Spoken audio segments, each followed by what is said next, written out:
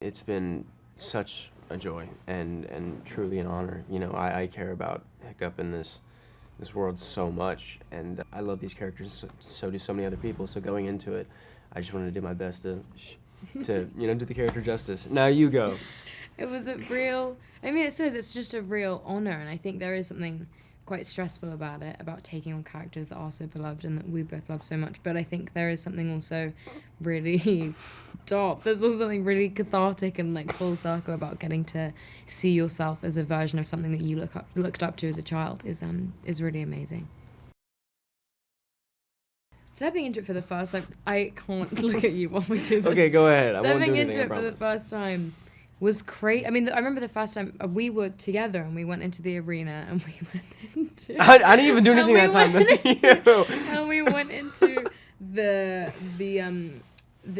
village. There was a version of this movie where they could have just CG'd everything, and so I think the fact that they made such hyper realistic practical sets. I mean, there was one day where they even had a fish. Stop! I'm gonna finish this. They had a fish. There was a really weird smell on set in the village, and we're like, "What is that? It smells awful." And they were like, "Oh, it's the fish hut." Yeah, they built like a fish house. And we were like, "What do you mean, a fish hut?" And we went in, and there was like raw fish, rotten, hanging all over Yeah, his the house, amount and then of a detail fan, they put into and then a it. fan Yeah. blowing it into the village. And we were like, "Why are you doing this?" And they were like, "For ambience, for the vibes." And me and Mason were like, "Turn off the fan." It was horrible, but it really does make Yeah. it so that when you're on set, it's just you're totally in it, and it was very, very. Yeah, it was really easy to really just step on set, and they really put you in that world. So Yeah. it wasn't much. You don't have a wasn't- choice. Yeah, it wasn't too hard on that end, so it was nice. A lot of people have pets, and they love them so much, and they can see a lot of their pet in Toothless, and that's what I take away from it. Is every time you watch like a character like that, especially Toothless or something, you can really just put your pet into that movie and watch that, and you just love it so much. And yeah. Me and Mason watched the movie in Brazil recently, and the entire time I was being like, "Mason, Toothless is adorable," and he was like, "Yes, I know," and I kept being like, "No, you don't understand," because he's so cute.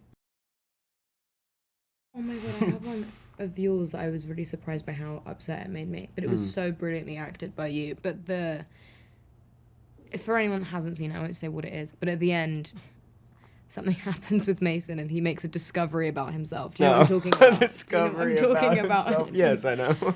And you were so heartwarming and so brilliant, and I think that it was something that I really love that they in live action were able to like, kind of a moment to give more breath to, and it was so special, and it really made me, I could get emotional speaking about it now. It was really, really wonderful.